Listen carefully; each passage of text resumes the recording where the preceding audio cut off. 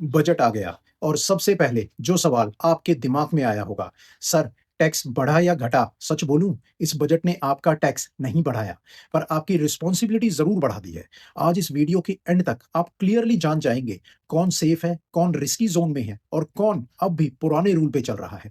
तो चलिए शुरू करते हैं। सबसे पहले रिलीफ वाली बात, पर्सनल इनकम टैक्स स्लैब में कोई चेंज नहीं हुआ है। मतलब जो आप लास्ट ईयर पे कर रहे थे, शायद वही कंटिन्यू रहने वाला है। पर यहाँ एक छोटा सा ट्विस्ट है, सुनिएगा ध्यान से।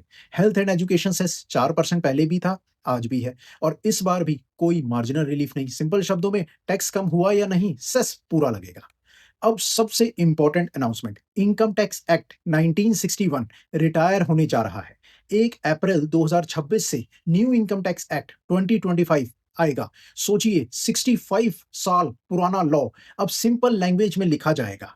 कम सेक्शंस होंगे, क्लियर वर्डिंग होगी, लेस कंफ्यूजन होगी। ये सिर्फ लॉ चेंज नहीं है, माइंडसेट का चेंज है। आपने आईटीआर भरते वक्त कभी ये सोचा है ये शेड्यूल क्यों भरा जा रहा है? गुड न्यूज, आईटीआर फॉर्म्स और शेड्यूल्स सिंप्लीफाई होंगे। मतलब less columns, less confusion, less mistake. पर एक बात याद रखिए, सिंपल फॉर्म का मतलब टैक्स अप्रोच नहीं होता, लेस अप्रोच नहीं होता।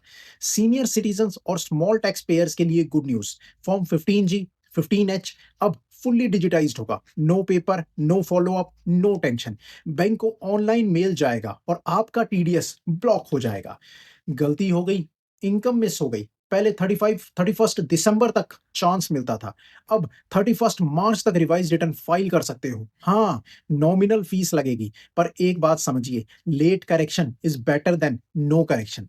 अब हम डेट्स की भी बात कर लेते हैं। अब डेट्स भी थोड़ी लॉजिकल हो गई हैं। यानी कि इंडिविजुअल है, कोई एचयूएफ है, नॉन ऑडिट केस है, नॉन बिजनेस केस है, तो उसकी आज भी लास्ट डेट 31 जुलाई रहेगी। लेकिन अगर कोई बिजनेस का केस है, यानी कि ITR 3 हो गई, ITR 4 हो गई, या ट्रस्ट का हो गया, जो सारे के सारे नॉन ऑडिट केसेस में आएंगे, उनकी last date of ITR filing 31 अगस्त कर दी गई है। इससे सिस्टम पे लोड भी कम पड़ेगा और लास्ट डेट पे पैनिक भी क्रिएट नहीं होगा। अगर मोटर एक्सीडेंट कॉम्पनसेशन कोई मिला है तो वो फुल्ली एग्जेम्प्ट रहेगा। यह एक ह्यूमन टच वाला डिसीजन है। मोटर एक्सीडेंट कॉम्पनसेशन का इंटरेस्ट अब पूरा टैक्स फ्री होने वाला है। जब दर्द जिंदगी दे रही है, टैक्स का बर्डन नहीं होना चाहिए। फॉरेन टूर प्लान कर रहे हो, या बच्चे की एजुकेशन के लिए पैसे भेज रहे हो, सुन लो ध्यान से। फॉरेन टूर पैकेज के ऊपर टीसीएस अब 2% लगेगा, 5% या 20% नहीं लगेगा। एजुकेशन रेमिटेंस कर रहे हो तो भी टीसीएस 2% लगेगा, यानी कि 5% से नीचे आ गया है। कैश फ्लो अब बेटर रहेगा, रिफंड का वेट कम होगा। अब हम बात करते हैं लोअर या निल रेट के टीडीएस सर्टिफिकेट के लिए। पहले क्या होता था, एओ के ऑफिस के चक्कर लगते थे, असेसिंग ऑफिसर के। अब प्योरली ऑनलाइन प्रोसेस, कोई फिजिकल विजिट नहीं होगा, कोई अननेसेसरी डिले नहीं होगा। सिस्टम आपसे लड़ने के लिए नहीं है, हेल्प करने के लिए डिजाइन हो रहा है। अब अगर आपने कोई प्रॉपर्टी परचेज करी है एनआरआई से, तो बड़ा रिलीफ आ गया है। ये पॉइंट बहुत लोग मिस कर देते हैं।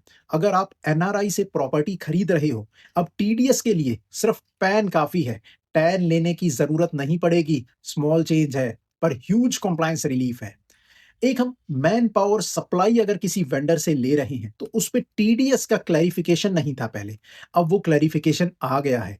कॉन्ट्रैक्टर्स, बिजनेसेस, एचआर एजेंसीज, ध्यान से सुनिएगा।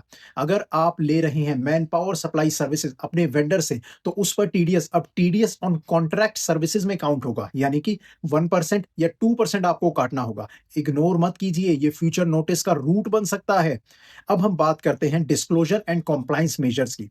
यह एक वन टाइम गोल्डन अपॉर्चुनिटी आ रही है, यानी कि golden window, specially for students, young professional, small tax pairs या रीलोकेटेड एनआरआईज। अगर आपकी इनकम या एसेट, फॉरेन इनकम या फॉरेन एसेट 1 करोड़ रुपए तक की है और आप उसे दिखाना भूल गए हैं, तो आप उसका 30% टैक्स पे कर सकते हैं। अब साथ में 30% एडिशनल टैक्स लगेगा।